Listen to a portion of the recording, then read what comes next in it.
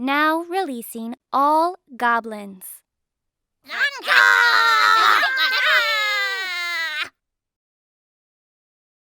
Hey gang! Using the promo code MTGMudsta, all caps, will get you 10% off any order over $10 at Flipside Gaming. It'll also get you 10% off any orders of singles at Multizone. And it'll get you 10% off most products at Original Magic Art, with the exceptions of some paintings. If these fine sites don't have what you're looking for, you can also consider using my affiliate link when ordering from TCG Player. And if you'd like to join the generic Goblin Gang to support this channel, there's a link to my Patreon in the description below. Hey gang, just to let you know, we will be streaming on YouTube on December 13th at 7 PM Eastern Standard Time. I've got a bunch of friends with some decks coming out to join me, and I look forward to seeing you guys there. Also, just so you know, there will be a third game every week in December on each Saturday of the month. This is just my little way of saying thanks for enjoying my content. Today's game was filmed at Gamebreakers, and we got the usual suspects. Martin has brought his newly made Korvold deck, keeping an Arcane Signet, Shadowborn Apostle, Sir Conrad, Savage Lands, Warstorm Surge, Stomping Ground, and Blood Crypt. Eric is playing Godo, keeping Panharmonicon, Two Mountains, Sword of Light and Shadow, Buried Ruin, Smoldering Crater, and Aftershock. Nick is playing Vilis, keeping a Charcoal Diamond, Exquisite Blood, Whip of Erebos, Three Swamps, and Jet Medallion.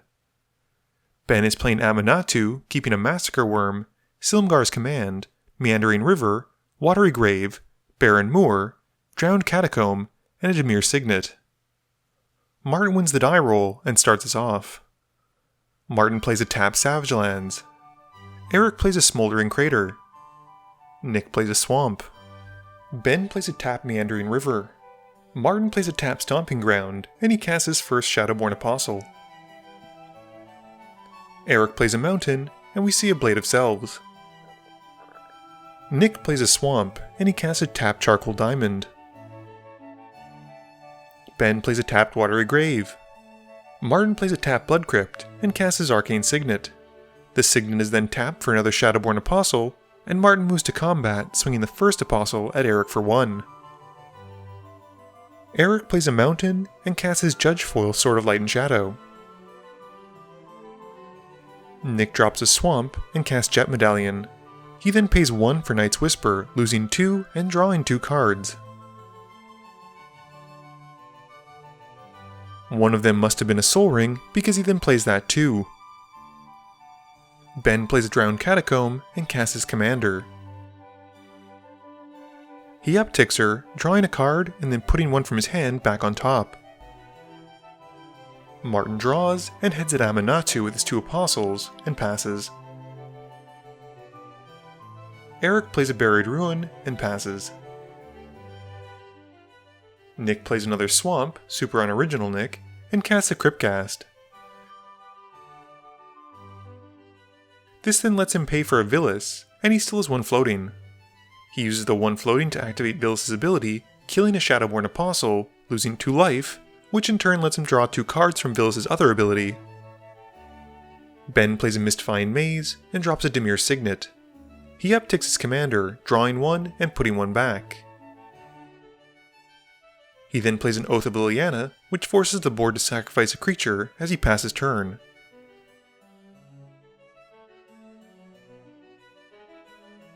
Martin plays a Verdant Catacomb and takes 1 to sacrifice it and find a Bayou. He passes, and at the end of turn, Eric casts Thrill of Possibility, discarding a card and drawing 2.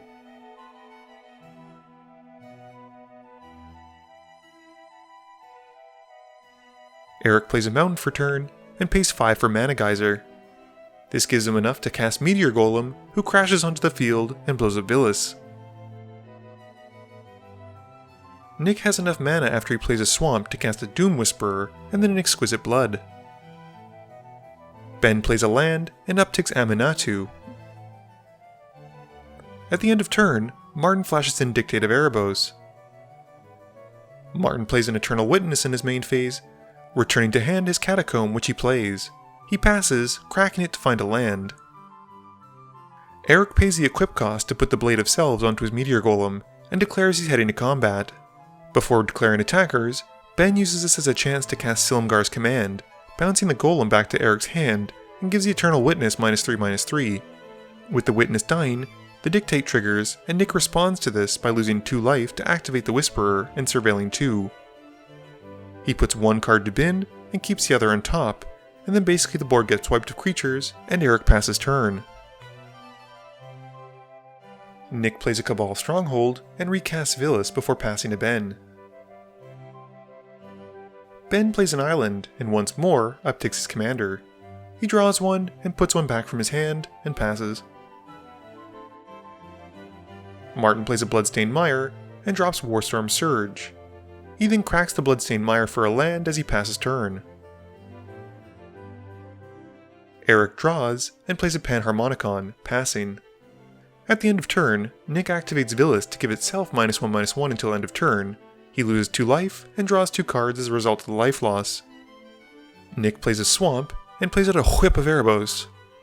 He heads to combat, hitting Eric for 8 and gains 16 life, 8 from the Whip and 8 from the Exquisite Blood trigger. At the end of turn, Ben cycles his Baron Moor to draw a card. Ben plays a tap land and upticks Aminatou, drawing 1 and putting 1 back. He pays a good chunk of mana for Teferi Temporal Archmage, and downticks the Walker by 1 to untap 4 permanents. Ben then moves to his end step, with the Oath triggering and giving him a zombie token. Martin pays 5 in his main phase to cast Korvold.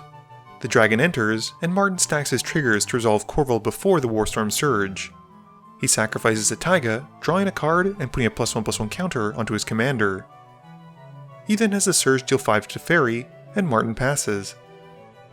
Eric plays out a Generator Servant and a pair of Lightning Greaves, moving to equip the Greaves onto the Servant.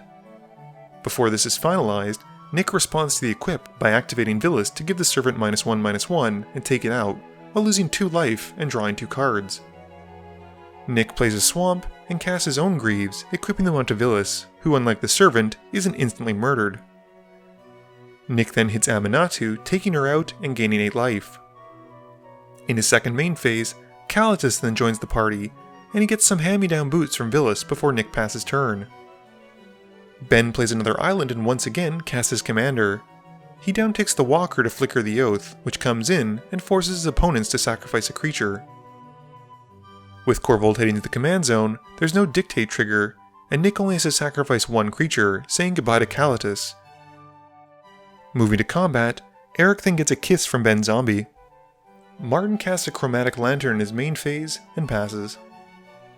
Eric casts Thran Dynamo in his main phase and also passes. At the end of turn, Nick activates Vilis twice, paying 4 life to take out one of the zombies, and draws 4 cards. He does it again for the other zombie, drawing 4 more cards and losing 4 more life. Nick plays a Swamp and plays Magus of the Coffers, putting the boots to it, and activating it for 7 black mana.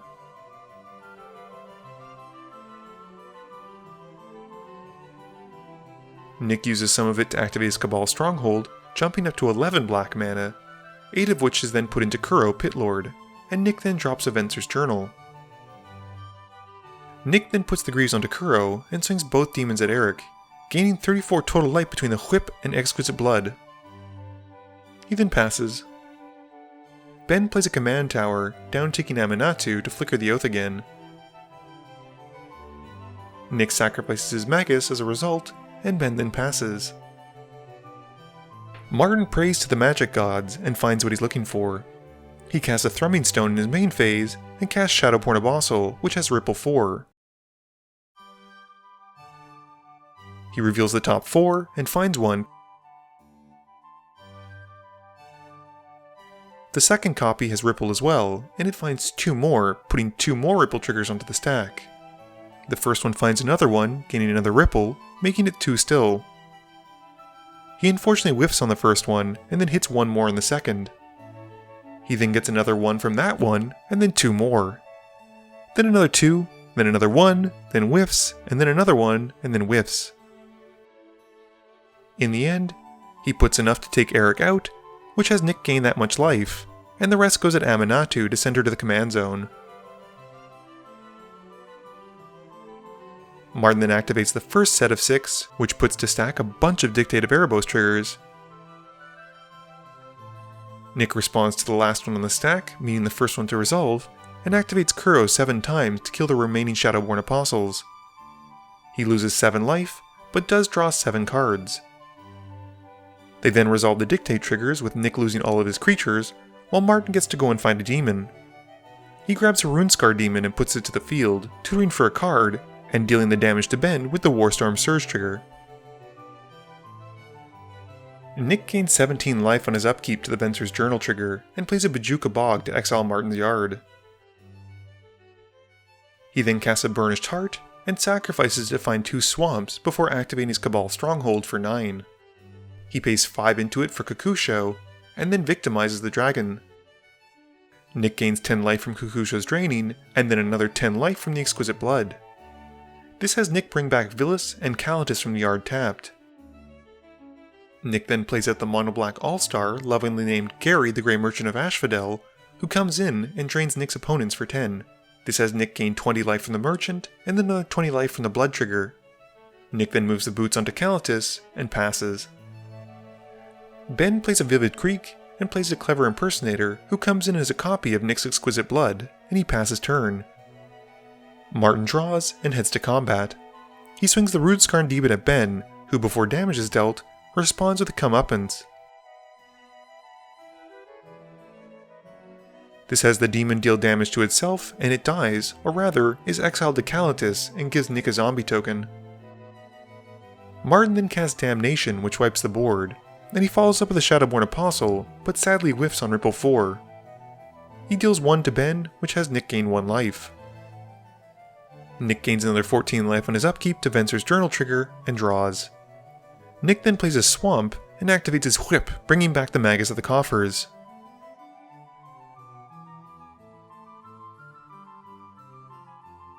He does the 1-2 combo of activating the Magus to generate mana, and uses some of that mana to activate the Stronghold, leaving him with a total of 17 black mana. Nick then casts Profane Command, putting into the X enough to kill Martin, and he brings back Kakusho, with Ben and Nick both gaining that much life. His power level is so too much.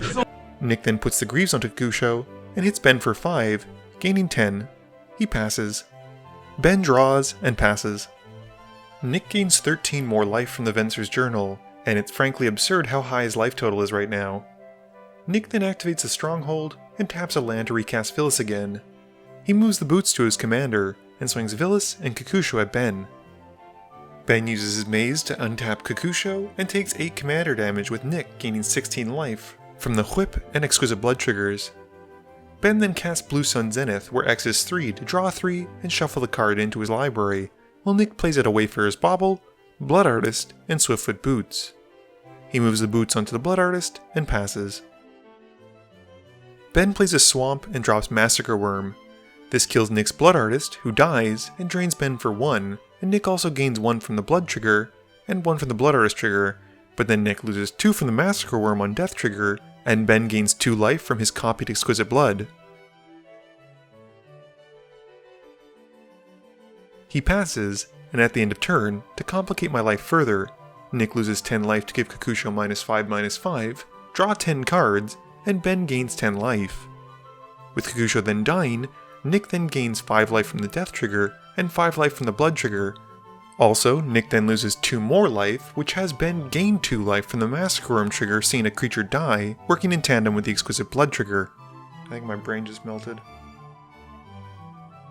Nick gains 23 life on his upkeep to the Journal trigger, and he casts Animate Dead in his main phase. He brings back the Cryptcast, and then pays 5 mana for Nirkana Revenant. His lands now tap for 3 each, and he activates Cabal Stronghold for 10 black mana. He's then able to cast Exsanguinate, where X is 22, and Ben realizes his days are basically numbered, and scoops it up. Game review time. So, Martin's take on Korvold is pretty spicy. I like the addition of Shadowborn Apostles to the deck, because worst case, they're great fodder for Korvold when he attacks or comes in. Also, by being enjunned, he's able to easily run cards like Bloodbond March and other ways to recur them for the graveyard for very cheap or downright free. I think Eric unfortunately was painted as the big bad guy this game, because with Godo in the command zone, you know that there's a Helm of the Host that he's going to go find as soon as his commander comes in. I think as soon as Eric resolved the Panharmonicon, all of everyone's attention was focused on him, because he would essentially win on the spot if he was able to resolve his commander. Vilis is dumb. Or at the very least, Nick got very lucky with his deck and gained boatloads of life and tons of card draw. It was incredible. But regardless, I am so impressed with Vilis' draw power, I'm really considering changing Erebos to him. I don't really have much to say about Ben's Aminatou deck. Unfortunately, we didn't see very much of it, beyond the fact that he cast his commander and upticked her a bunch of times. Please be sure to tune in every Monday and Thursday at 11 AM Eastern Standard Time for a guaranteed new video. You can also follow me on Twitter at MTGMudsta. You can find me on Facebook at facebook.com/MTGMudsta. And lastly, you can check me out when I stream at twitch.tv/MTGMudsta. This video is brought to you in support by my patrons. If you're looking for a way to help out the channel, please be sure to visit the link below. Thank you all for watching this video, and don't forget, friends are just opponents you haven't eliminated yet.